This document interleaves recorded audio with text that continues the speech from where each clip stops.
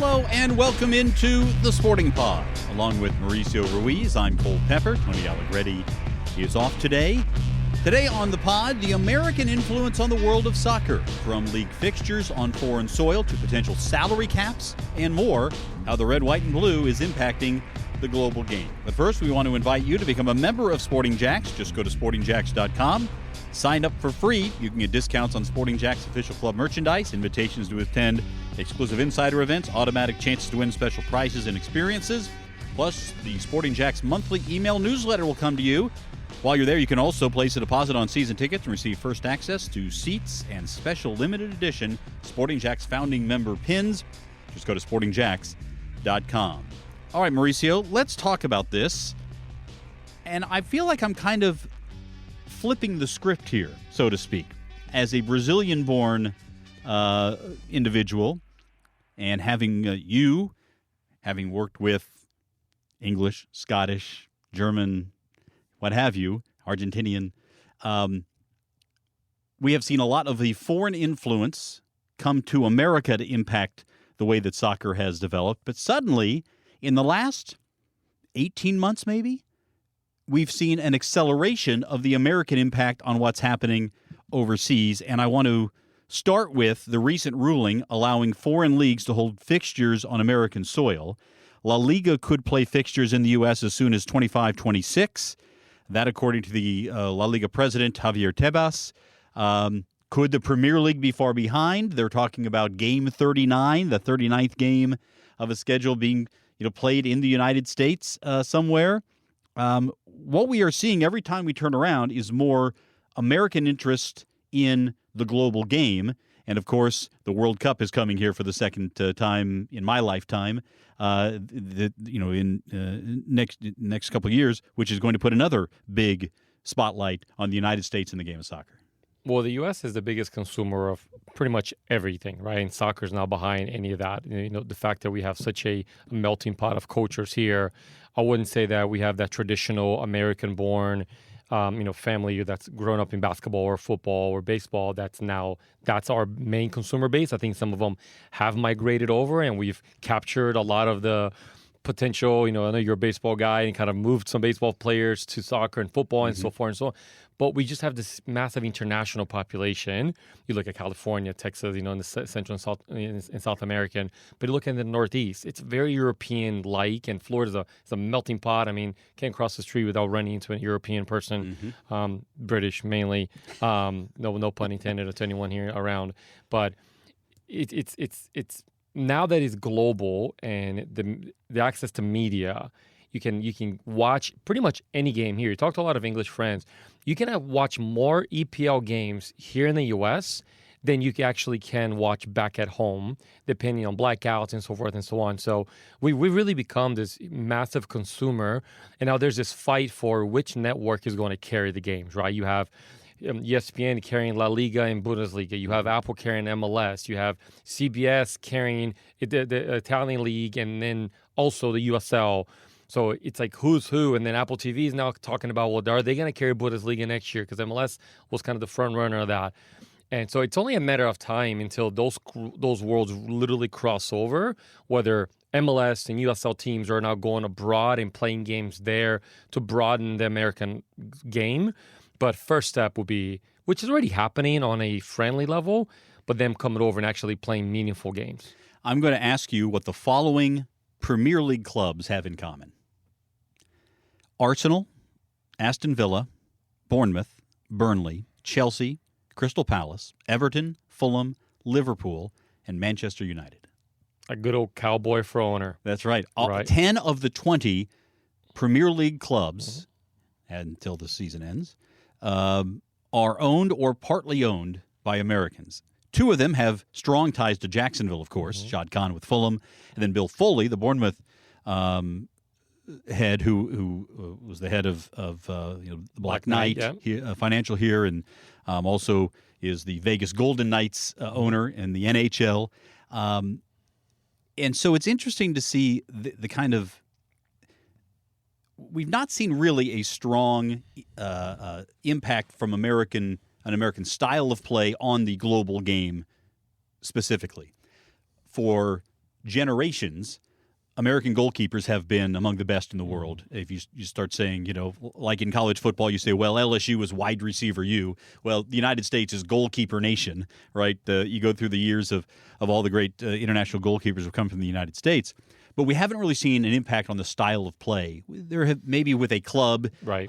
Fulham at one point, Full America, because they had all the American players.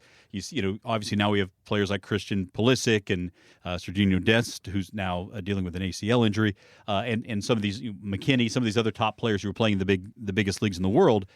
As an individual, they're putting their stamp on some teams or some games, but we haven't really seen the impact. Where we're seeing it though is right where you're talking about. The consumer side of the game and the impact that having an eager and hungry consumer base here in the United States that is growing. And lest I remind the listener, just because a sport is the biggest sport in the country today doesn't mean it will be tomorrow.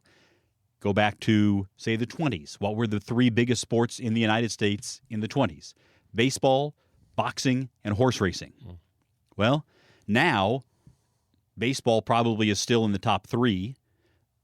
Horse racing is not, other than the Triple Crown races, Kentucky Derby this weekend, and boxing has been surpassed within combat sports by MMA and UFC and the like. And professional wrestling is probably bigger than that, which, if you want to call it a combat sport, we can argue that. But it's similar kind of appeal. Reality TV. Yeah, it is reality TV for dudes. There's no doubt.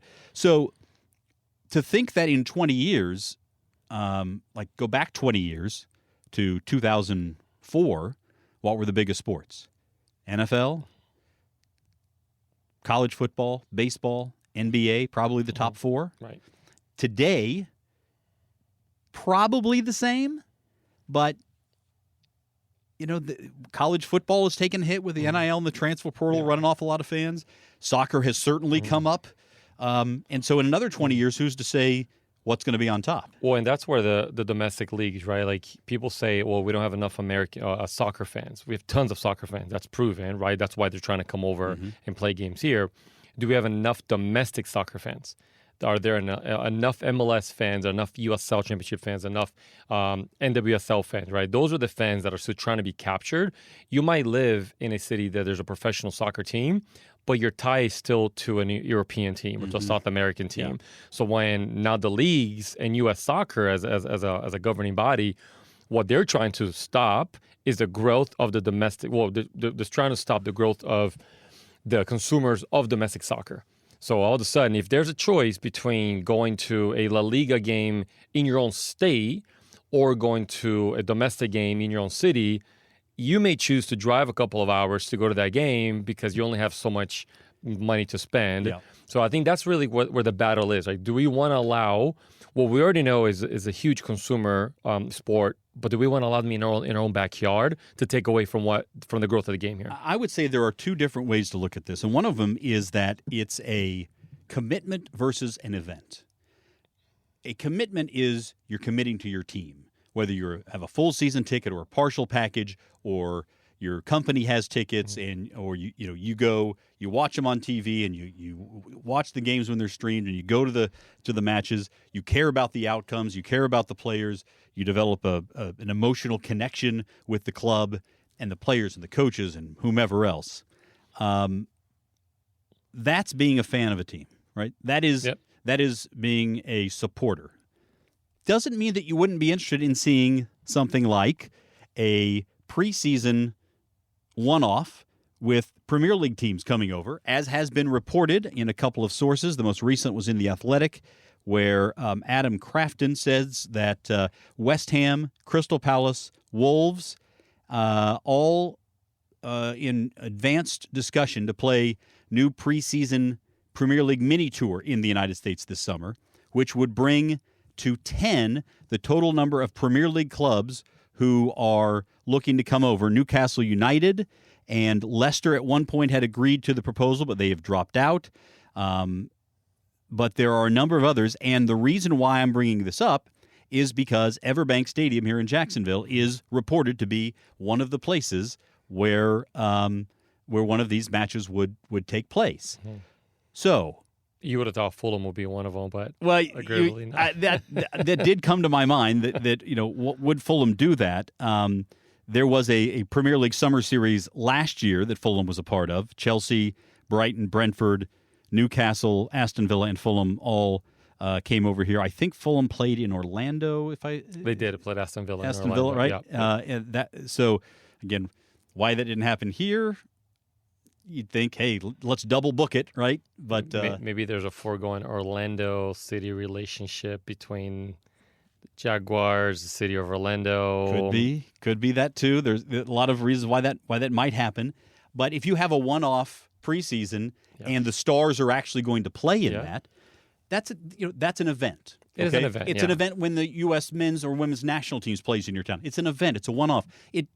While I realize that cash and time are two resources that are not infinite for everybody, frankly for anybody,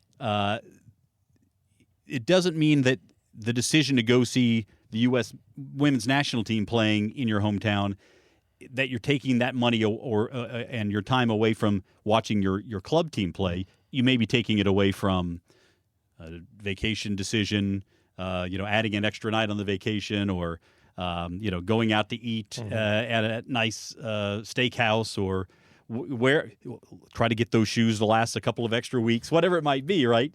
It's not necessarily one or the other. But I just do think it's interesting that the Americanization of soccer is happening in large point from the top down, where soccer has grown from the roots up. Maybe because of where it's grown to, this is what has to happen. But you talk about a top-down impact from the United States. We see that in the way that MLS is handling things here. And we see it the way American owners are pushing some things, like a salary cap, as I mentioned earlier. Premier League clubs have agreed in principle to a spending cap that will see the sides anchor their expenditures to the TV revenue of the bottom club each season. That's a different kind of salary cap than in the NFL, where it's collectively put together, the TV deal. Obviously, this, in some regard, EPL TV deals are more like baseball, where some of it's national, some of it's local. You can have that sort of local thing. Apparently, of the 20 Premier League clubs, 16 of them were in favor of this approach at a meeting last year. 3, Manchester United, Manchester City, and Aston Villa voted against it. Chelsea abstained. So you have 4 big clubs, 3 very big clubs: Man City, Man U, and Chelsea. I mean, not that Aston Villa is a tiny club, but they're not quite the juggernaut of the other 3 who are against this because they don't want to have to curtail their spending. And it's interesting that this comes up in the financial fair play approach and the spending rules, and Everton and other clubs getting penalized because of their spending habits and the way that it's impacting the way that young players are developed and handled for even the biggest clubs. That is a very American idea. Not saying it's right or wrong, but it's a very American idea for soccer that probably would create more parity, as the NFL has, but it also probably makes the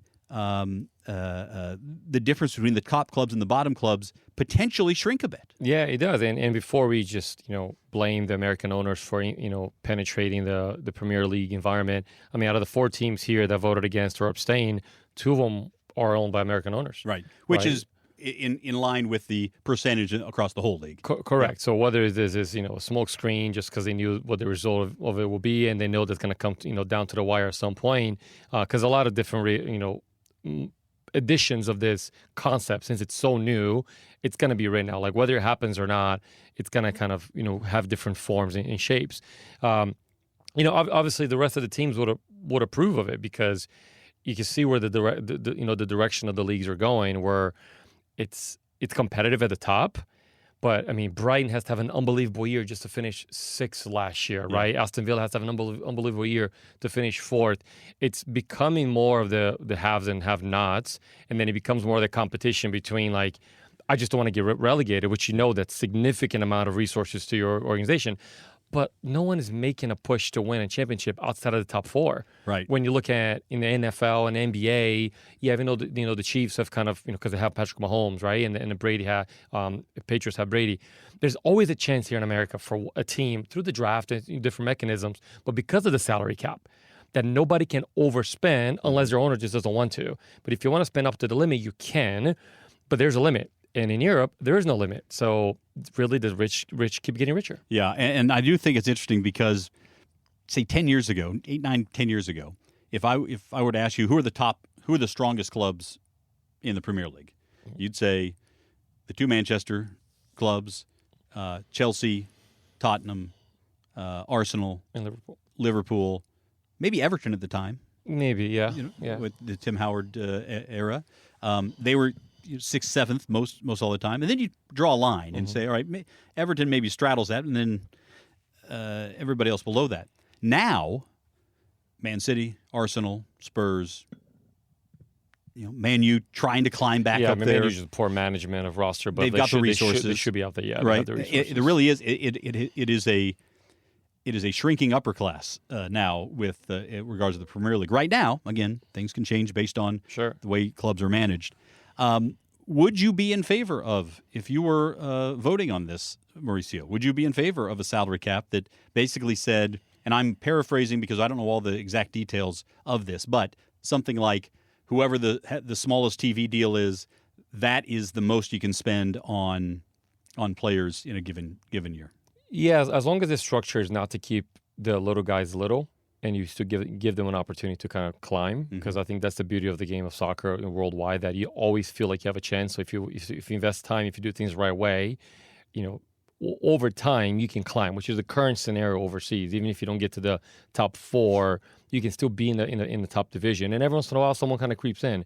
So if this is not in line to keep the top of the top and the bottom of the bottom, but there is a system that allows you to continue to grow, then yes, I'm in favor of that. I think what I'm not in favor is what happens here more, where the closed system, where the rich just keep getting richer in a certain way. So I would like to understand more. I don't think any of us really know the details of all of that, but if you put a cap at the top, what it also stops is these multi-billionaire owners to come in and just buy things out, clean house, and move it. I mean, that really doesn't allow anybody else's growth and really makes the spread really big. There is a certain protection for the smaller clubs and for the clubs that, it protects the fans a bit, the supporters, where it's not just about coming up for a year and not getting your full, Premier League check and then getting sent back down, which is going to happen more often than not. Teams, a lot of teams yo-yoing up. Look at this year. It's Luton and Burnley are probably going to go straight back down. Right? I mean, they're fighting for it a little bit here, but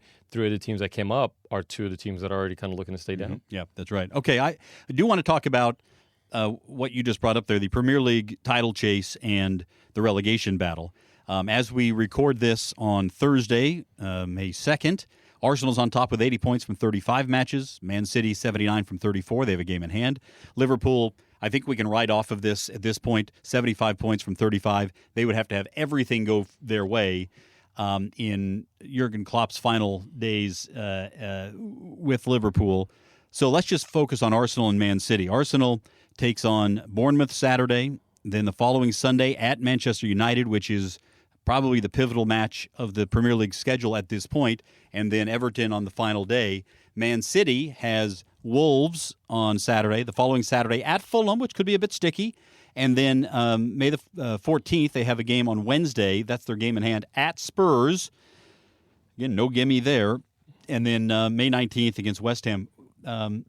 You picked Arsenal to win the league at the beginning of the year. I picked Man City. Who is going to be most prophetic when this season ends? I like to be a prideful man and stick to my guns, but being this close and City having had multiple championships and the caliber, the DNA of not just Pep, but the rest of that group with De Bruyne and in Haaland. You got a litany of players that have experiences before, where Arsenal experiences in the last couple of years being in front of the end and falling back down. You would love to see a redemption story from Arsenal and the fact that they can kind of stay and now will be proven to be right and prophetic in that sense. But man, when the Sharks smell blood and City, this would be Pep's 4th in a row. I mean, there's just so much there's so many storylines. He would claim over Ferguson the top Premier League manager at this point, right? Like, I mean, Do you think so? I think so. I think historically, I mean, don't ever build a statue of someone that's still alive, right? I think we've learned that. So let's pause and let's not build a statue just yet. But I think when you look back, the resources are different. I understand that. But you look back, and if he stays, Fergie's always going to have the longevity. I mean, 28 years, right? I don't think Pep lasts 28 years or however long he's been there. But he did resign a new contract, and he's going to be there for the foreseeable future. So Ferguson will always have that, and the fact that he's a British resident and so forth and so on. But man, like if he wins again, changing and adapting with Haaland the way that he plays, there were a lot more direct this year. That few with De Bruyne didn't play as much. Continues to adapt his style in a way that's just unseen from him. Everyone else needs their players to always be healthy, always be ready in order for them to win. He continues to adapt. He's playing John Stones as a roaming center midfield player that barely touches the ball centrally. It looks like he doesn't know what he's doing, almost playing a man down, but what does he do? He occupies space and he occupies attention from other players. So it's incredible to see it. What Foden has done. What Foden has done this year, right? Like, and Doku, the way he kind of comes in for Grealish. So 1 point behind, game in hand, 2 games left. I just don't see them losing it. Almost as intriguing. From here on out, almost as intriguing. I think what's happened in the last month of the Premier League title chase has been just great theater. But the relegation battle is nearly as interesting right now. Sheffield United is going down. So it's either Burnley, Luton Town, Nottingham Forest. 1 will stay up, 2 will go down. Forest has the edge by a point on Luton and by another point against over Burnley. Forest and Burnley play the last weekend of the season. Luton has Everton, West Ham away, and then Fulham to finish out. Probably the toughest schedule, arguably. Burnley's pretty tricky, too, with Newcastle, Spurs, and then the key matchup against Forest. This is intriguing on how this is all going to go down. It really is, and none of them are really in good form. If you're going to look at it, I know Nottingham won this past weekend, but all of them are just, you don't know what you don't know where you're going to get from week in and week out. I mean, I think we've all, as we talked about, 2 out of the 3 teams that went up, 2 of them are kind of fighting relegation. Nottingham Forest to not be in this situation, even being deducted 4 points, due to some penalties. They have a much better roster. They have a much better infrastructure. They shouldn't be fighting for relegation at this point, but they are. That's kind of where they are now. I would love to see Luton Town stay up, because it would be such a good case study of where you invest your resources, and we know that they balloon, right? The longer you stay up, you have balloon payments that kind of come out. When you go down right away, you don't get the benefit of all the money that you're owed. So I love, because what Luton Town did this year, and it's a great case study for teams that come up. Do you spend those extra resources on the roster, which cannot guarantee you success, or on infrastructure? They spend on infrastructure. They brought in Ross Barkley, which is great, but that's it. They haven't really brought me a couple players here now that you really wouldn't know the name otherwise. But some teams, Fulham did that a couple years back, and they went straight back down where they invested on the roster. The next time they came back up, they barely changed their roster. They invested in infrastructure. Now you see the Fulham Stadium is getting redone. Because they kept their money internally where they could actually see capital improvements over time. Luton Town's doing that, right? They're adding a significant amount of structure over that really kind of historic stadium. So next time they come up, they have a much better chance of coming up, and they can attract better talent as well. Yeah, the fact that they were up certainly also raises their level of esteem. Just, their profile, for sure. Around the world to do that. Last point here, I do want to point out that the USL Super League signings have continued, as you were talking about last week when we mentioned some of the Tampa signings. Carolina Ascent has announced Vicky Bruce as the first signing in club history. Defender who has a North Carolina background, grew up in Cornelius, North Carolina, just north of Charlotte there near the lake. Went to college at North Carolina and then to Davidson. Started all but 2 matches in Bristol City's road to the Women's Championship in England during the 2022-2023 season. Also has played in Australia. This is a veteran player, bringing back home to be sort of the face of the franchise to start. I would suggest that most of these early signings for the teams, even though some of them, let's say some teams have already agreed to terms with 4 or 5 players, they want that one key player, that one face of the franchise player to have a connection to the local community and to come home to really be the poster child for this new franchise. And that's exactly what Vicky Bruce appears to be for Carolina Ascent. Well, and most of them are going to be veterans. And I think if you look back at her timeline, there's a lot of there's some connections not only to the city but to the coaching staff as well. You know, we saw that in Tampa with Denise Brown and bringing some former USF players because of where she's coached before. I think coaches, as they're building, they're going to want their people in the locker room, right? As they put 20 to 25 young people in a room, they're going to want to know who's their soldier, where the loyalty lies. So not only bringing in veterans, but bringing in veterans that they're familiar with, that can speak the same language, that maybe they've worked with in the past, whether it's on a national team or on a different team. So I think if you trace back to a lot of these signings, there's going to be a lot of familiarity with the signings and the coaches, because that's important. Because there's so many unknowns in the beginning, and as you're forming from the very beginning, it's going to be interesting to have your person, right? Like your girl in the locker room that's going to be fighting for you, that's going to kind of keeping you up. So I think this makes a lot of sense. Someone that's familiar with the area, that loves that soccer is back, or at a professional level, but also has a lot of experience worldwide. We also want to let you know that we will be hosting watch parties for some of the biggest soccer events coming up this summer. The best way for you to stay attached to that and learn about that and reserve your spots is to become a member of Sporting Jacks. So go to sportingjacks.com and sign up for absolutely free. You will be kept up to date on all the watch parties we have this summer. It's going to be a big summer this year. It's going to be a big summer next year. It's going to be a massive summer in 2026. For Mauricio Ruiz, I'm Cole Pepper. Thanks for listening to The Sporting Pod.